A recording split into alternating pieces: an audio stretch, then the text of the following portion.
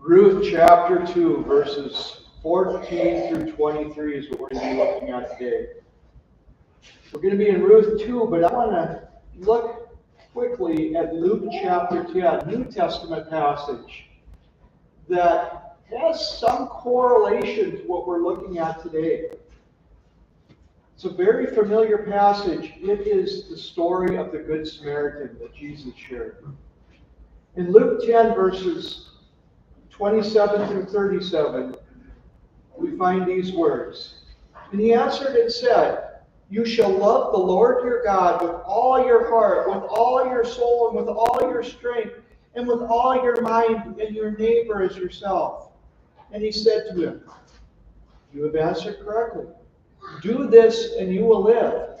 But wishing to justify himself, he said to Jesus, "Who is my neighbor?"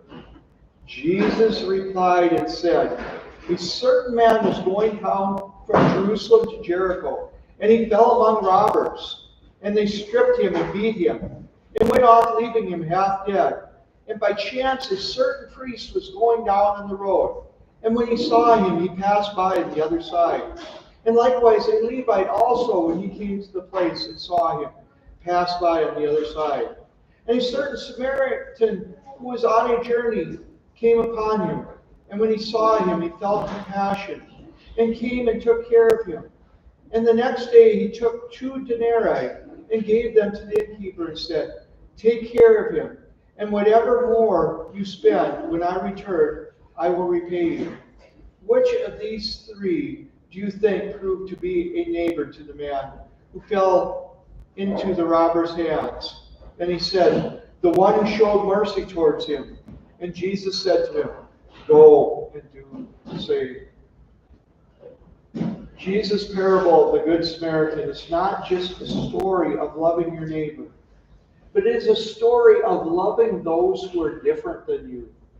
Loving those who might not be as lovable. In fact, loving those that you might not have much of an incentive to love. The Samaritans were not known as a good people. They were known for being dirty, rotten scoundrels in many ways. That's how the Jews viewed them. And yet that was the one who ended up being the good neighbor. It's a story of loving those we might not really want to have as neighbors. We're to love people whether they're easy to love or hard to love. The relatives of Ruth's dead husband may not have wanted to love her because she was a Moabite. And there's a little bit of a stigma with the Moabites, kind of like there was with the Samaritans. They were relatives, just like the Samaritans were relatives through Lot, but they were distant relatives who had turned away from the truths of God, just like the Samaritans had. A lot of parallels between the Samaritans and the Moabites. But there's also another reason why Abimelech's relatives, or Naomi's husband's relatives, may not have wanted to like Ruth. If Ruth ends up finding a husband in Bethlehem that's related to her husband who died, she will be able to raise up seed for that dead husband, and then that child will get an inheritance. I want you to put yourself in Boaz's shoes. If Ruth does not have a child through a relative of her deceased husband, Boaz isn't going to have to share land with that child. Because Boaz is a close relative, he would get part of that land if Naomi doesn't have a child. That's part of the significance of this whole story that a lot of people miss. Yes, Boaz is able to be one of those people that would marry Ruth and give a child to get the inheritance. But he doesn't have to be the one to marry her. If anyone marries her who's related close enough, he'll lose a future inheritance.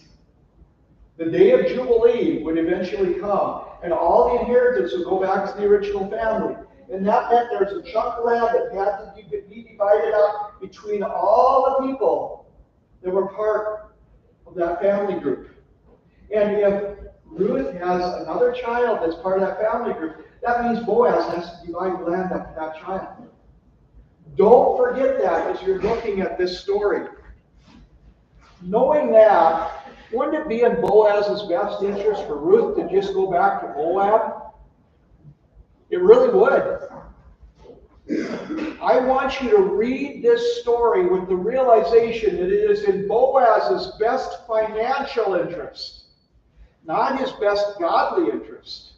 When you put God first, and you love the Lord and love your neighbor, all of a sudden what is your interest is lined up with God's interest. But if he's totally selfish and doesn't care about God, he's going to want Ruth to just leave.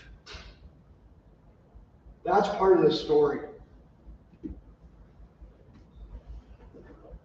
This is such a wonderful story of a man who showed love because it was the right thing to do.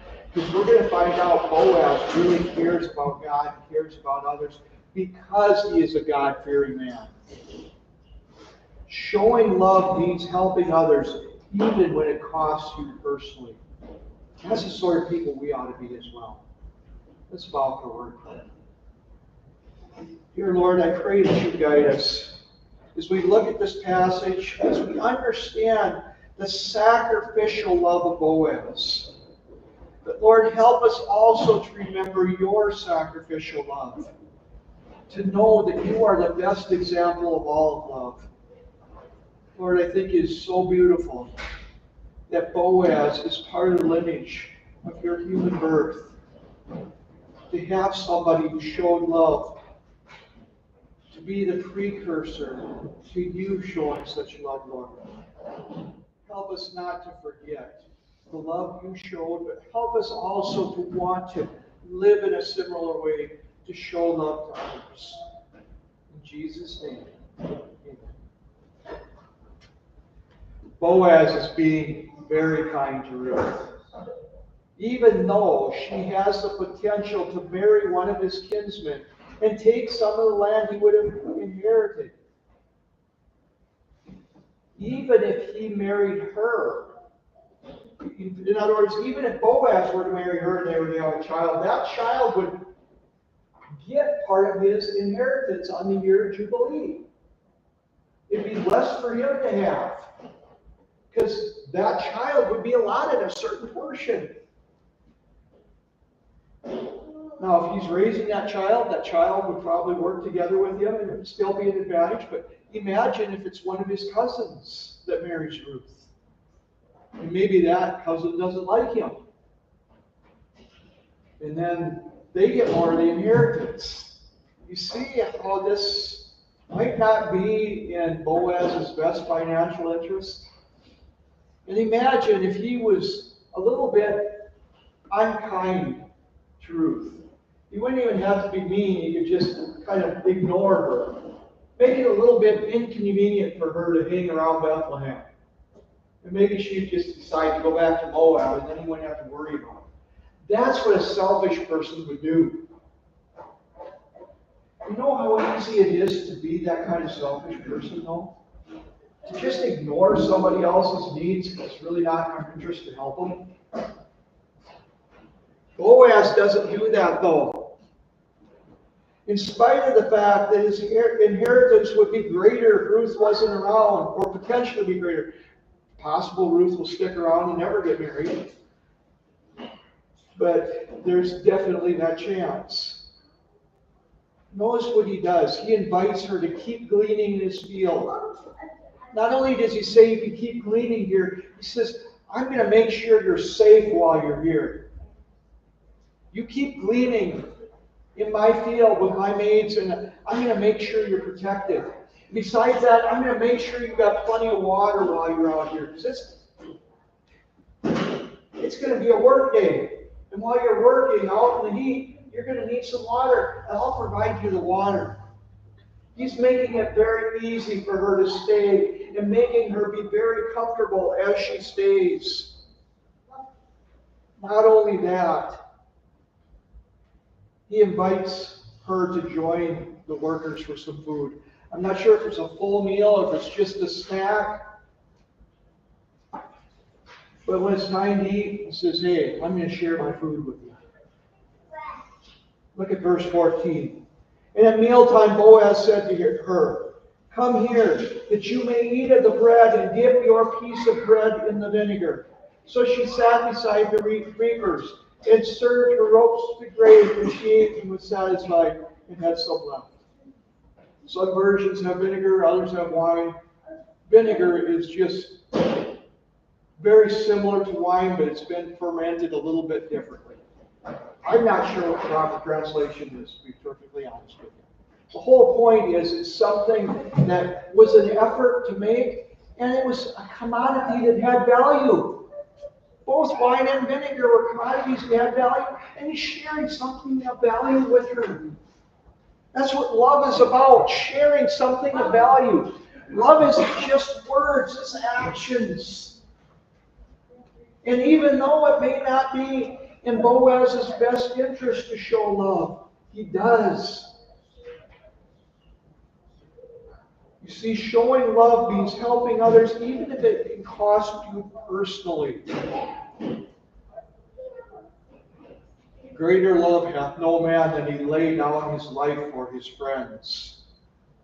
That passage is in reference to Lord Jesus Christ giving his life for his friends.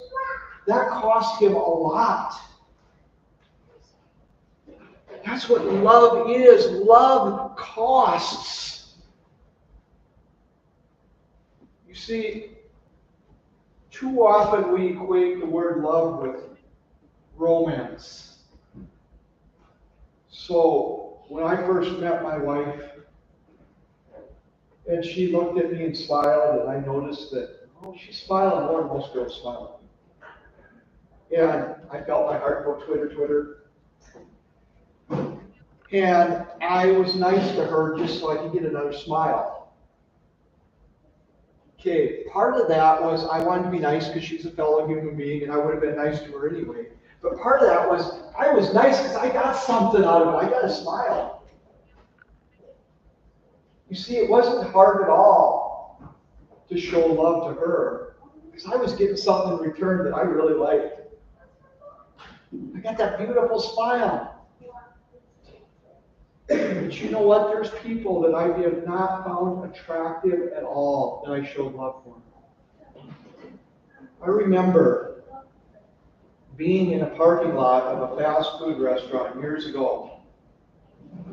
I was early 20s, late teens, I can't remember. But some other kids about our age were there. We had the window rolled down the truck, and we were visiting, and we're talking with them, and just met them and getting to know them. And one of their friends was in the vehicle, and he'd been drinking a lot, and he was drunk, and he was a very large individual. Extremely overweight, and he was drunk. He decided to get out of the vehicle and come over and talk to us. He fell down on the ground. It had been raining, and he was in the mud, and he was gross. I believe he'd even thrown up because of his drunkenness. I didn't want to touch that kid. He was gross. And he needed help to get back up into the car. And I didn't want to touch him. How many of you like to go around puke? I mean, I really have a lot of trouble with my own nausea when that happens. But I had to show love for him. I had already been talking to his friends about Christ before this happened. Imagine if I didn't show love. It took supernatural help from God for me to touch that guy without puking myself.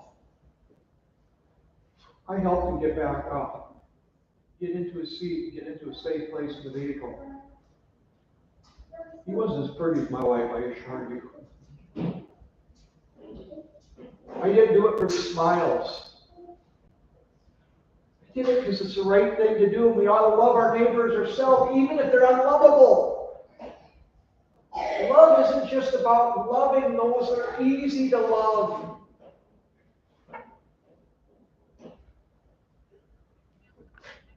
It's about loving people who need love. Boaz does that.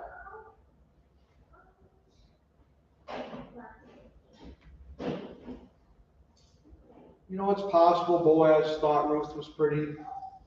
I don't know, it doesn't say that. I don't know if she was or she wasn't. We find out that another man was a closer relative, and there's no guarantee she would even marry him.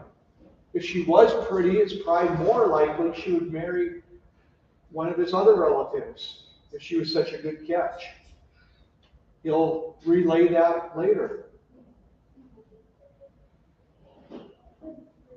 That he was surprised she'd even want to marry him.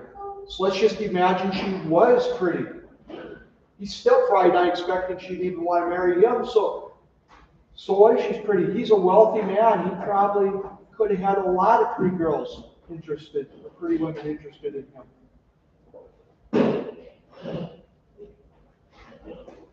But he had already noticed her character, her caring for Naomi. Her love for others is what caught his attention. That shows that he's a godly man and wasn't just concerned about looks. He noticed she loved others, and he knows that's the right thing to do. And he does the right thing and shows love towards her. All of us ought to be living our lives in that way. Doing the right thing and showing love towards people, whether they're easy to love or not. By the way, if people are easy to love, show love towards them too. We should show love towards others regardless. Boaz is a godly man who values loving kindness towards others, and he continues to show kindness himself. Ruth chapter 2, verses 15 through 16. When she arose to glean, Boaz commanded his servants, saying, "Let her glean even among the sheaves, and do not insult her.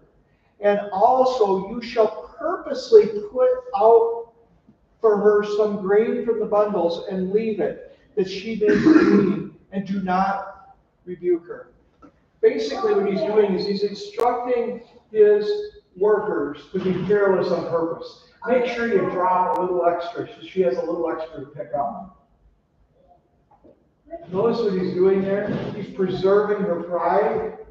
She still gets to work for it, and he's making her work easy by letting it fall out, and then she finds it and picks it up. That's showing love as well.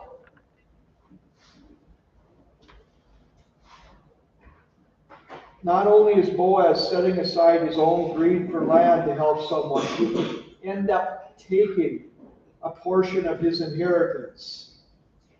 But he's helping a Moabite. There's a history there. 400 years earlier, the Moabites had hired Balaam to curse Israel, and with the hope that they could be defeated so that the Moabites could have the land. When that didn't work, Balaam convinced them to intermarry and to get their spouses to lead them away from the true God. So the history of the Moabites is the history, for a man like Boaz, as he thinks back in the Moabites and their history, is the history of these Moabite women leading men away from God to take their land. I want you to think of that picture. When they think about the Moabite women, they're thinking of women who lead men away from God to take their land. Isn't that what Ruth really symbolizes? If she marries a man from Bethlehem who's a close relative of Boaz, she's going to take away the land just like they did 400 years ago. If you're a bigot at the time of Boaz, that's probably what you're thinking. And yet Boaz shows love and kindness.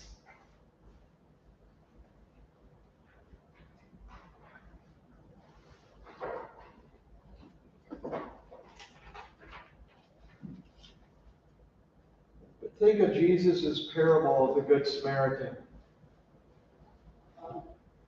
He was the neighbor. The Good Samaritan was the neighbor. And we're to love our neighbors as ourselves. The history between the Samaritans and the Jews was very similar to the history between the Moabites and the Jews. You see, the problem with the Samaritans was they ended up marrying Gentiles and adopting a lot of the beliefs of the Gentiles while still holding on some of the beliefs of the Jews. They were half Jews that kind of halfway followed God. It was kind of the reputation of the Samaritans. That's essentially how the Jews viewed them, and it wasn't totally inaccurate.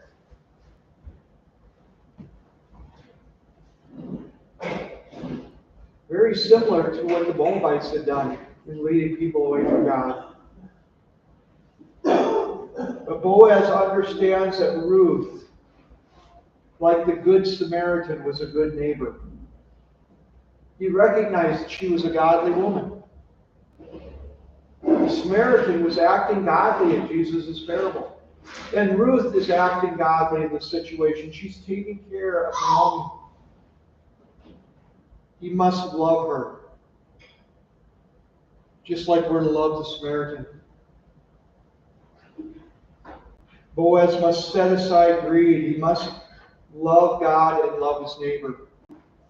And we must as well.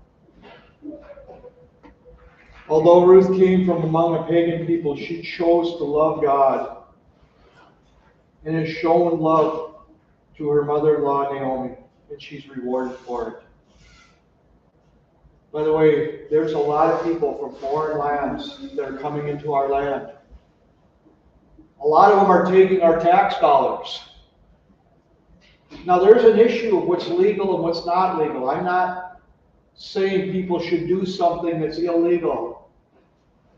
But talking about what's legal and illegal is a reminder that we've all come short of the glory of God and sin is real. But we could still love those people as individuals. We could still reach out to them as our neighbors. We live in a world cursed by sin. Should it surprise us that there will be sinners amongst us?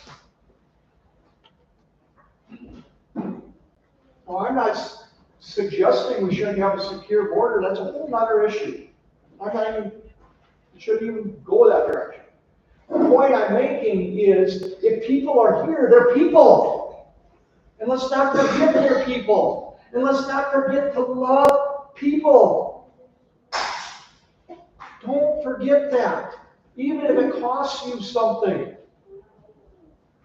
Love people. As we love God. Although Ruth came from among pagan people, she chose to love God and to love Naomi. And she's rewarded for it. Look at verse 17. So she gleaned in the field until evening.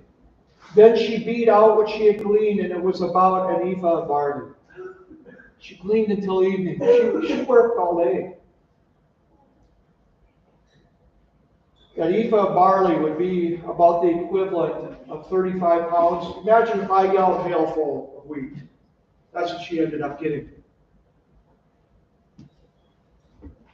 Like the Good Samaritan, Ruth is willing to share what she has, and she brings it back to Naomi.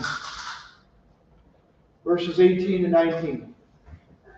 And she took it up and went into the city, and her mother-in-law saw what she had gleaned.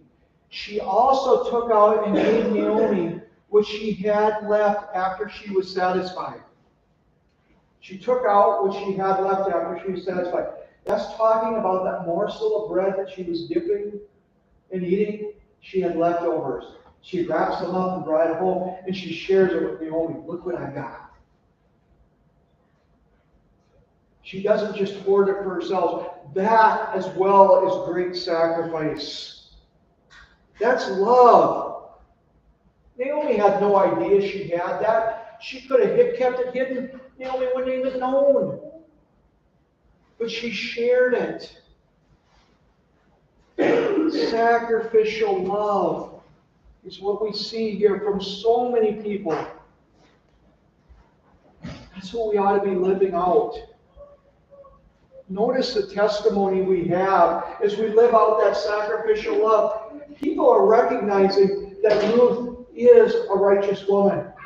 That she really does fear the true God. Her actions are showing that she's following the true God. She has a testimony in what she's doing for Naomi. But so does Boaz. Remember, he went to that field and he greeted his workers. And he's talking about God as he's greeting his workers. And then they greet him back and they're talking about God. So they are telling everybody, yeah, we follow God. But how many people have you heard talk about God but they don't live it? You're like, well, yeah, right, they're just hypocrites. Boaz and his servants don't look like hypocrites at all. They look like they're real. Because guess what? They are real. And that's how we ought to live our lives. We ought to be out among people, really living out love and speaking about who our God is and about His love. Because as people see our love for them and then we tell them about Jesus' love for them, they're going to say, oh, this makes sense. Now we understand why they're such a loving neighbor. Now we understand why they're so nice to us. Because they understand that Jesus was nice to them. And guess what? They'll start to think about how wonderful God really is. And they'll be appreciative of God if the Holy Spirit is really working in their hearts.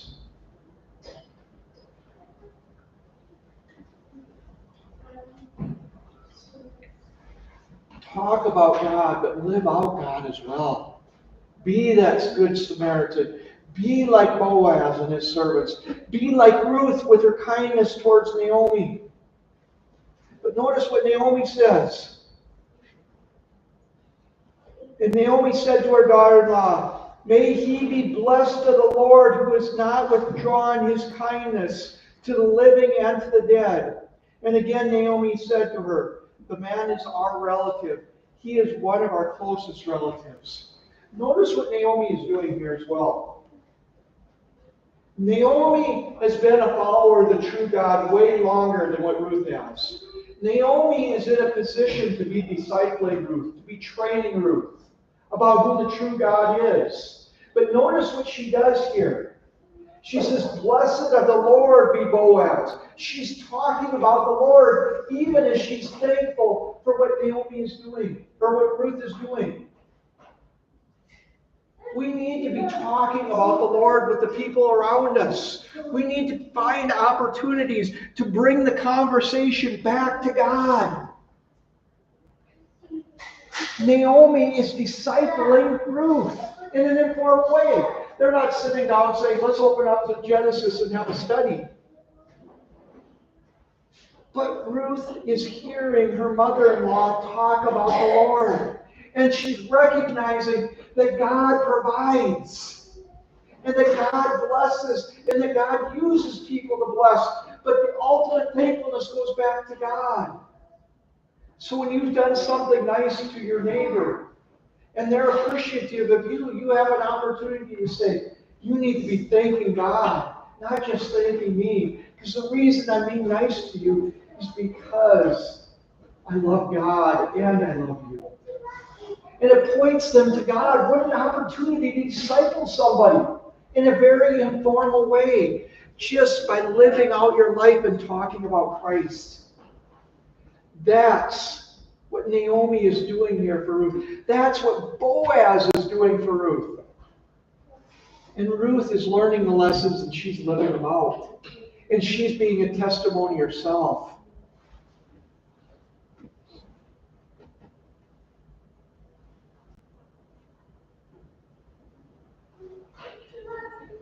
Because Boaz was one of the closest relatives, he could raise up seed by bearing Ruth. He also could be very defensive, like Onan was in the Old Testament, and not want to share anything with them. The fact that someone who has so much to lose by Ruth being around has shown such loving kindness was a gift from God and showed that Boaz cared about and loved God as well. By the way, that makes it more likely that he'll be willing to actually raise up seed and not do like Onan did and prevent Ruth from becoming pregnant. Further, Naomi is understanding that this is not just a kindness to them, but also to her dead son. Because if Ruth is able to stay around Bethlehem and is able to meet a relative and marry him, then there is a chance for Naomi's son, who has passed away, to still have an heir through that grandson. So what she says is a kindness to both the living and dead. That's what she's talking about. She recognizes there's a chance for an heir, even though her sons are dead.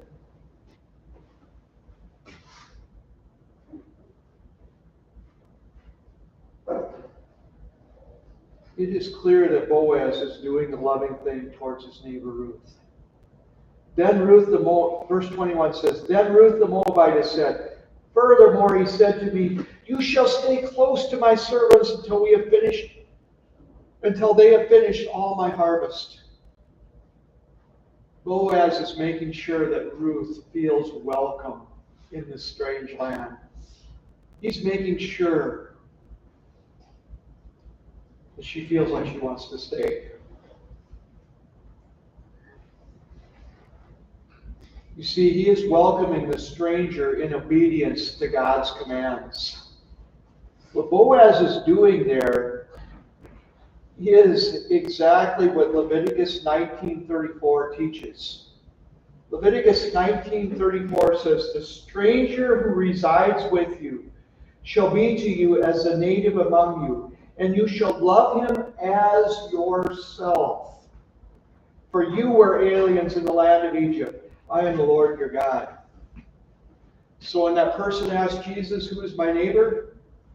Even the stranger who dwells among you, even the person who's way different than you are and isn't even a Jew, that's your neighbor who you show love to. And Boaz is doing that. He's obeying God. So what you see happening here is Boaz isn't just loving his neighbor, he's loving God by loving his neighbor.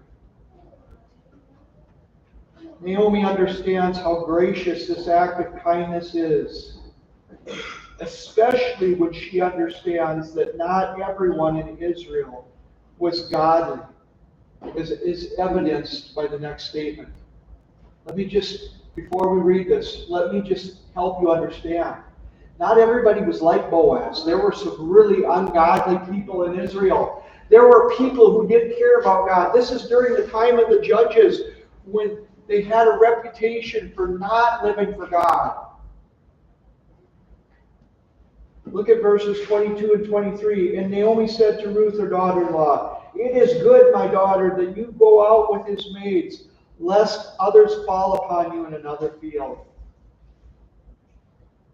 In other words, she could go to another field and be treated terribly, cruelly. There are many ways people could have fallen upon her. They could have stole what she had gleaned, or they could have taken advantage of her. Verse 23, So she stayed close by the maids of Boaz in order to glean until the end of the barley harvest and of the wheat harvest. And she lived with her mother-in-law. The point I'm making as I'm reading verses 22 and 23 is not everybody would have shown love in the way Boaz and his servants did. But Boaz and his servants didn't just talk about God, they lived for God. Imagine the testimony that had on the life of Ruth as a new believer. Seeing people who are really living for God and it's real in their lives. Imagine how much that strengthened her faith and helped her faith to grow. Boaz and Ruth both set wonderful examples of setting aside selfishness to love others. You see, both of their examples teach others more about God. As we faithfully serve Jesus, let us live our lives in such a manner that we're teaching others about God, both in action and in words. Let's strive to teach those who may not have grown up understanding the true God more about God. I want you to put that in the context of Ruth. Ruth did not grow up in a land where the true God was front and center. She grew up in a pagan land. In fact, her sister-in-law returned to following the other gods, while Ruth remained faithful and grew in her knowledge and understanding of God. You see, my job is to equip you for the work of the ministry. Your job is to do the work of the ministry, like Naomi, like Boaz's servants were doing. Boaz's servants were just servants who worked out in the field, and yet they're doing the work of the ministry. They're talking about God, and they're showing the love of God to those around them. That's how you do the work of the ministry. Live out the truth of God and talk about Him. And you will be making disciples. You may not even realize the full impact of what you're doing. But God's Word and God's truth doesn't return void. Be faithful like these people. I'm going to give you a few moments to reflect in prayer. After you've had a few moments to reflect in prayer, then I'll ask Rick to close us.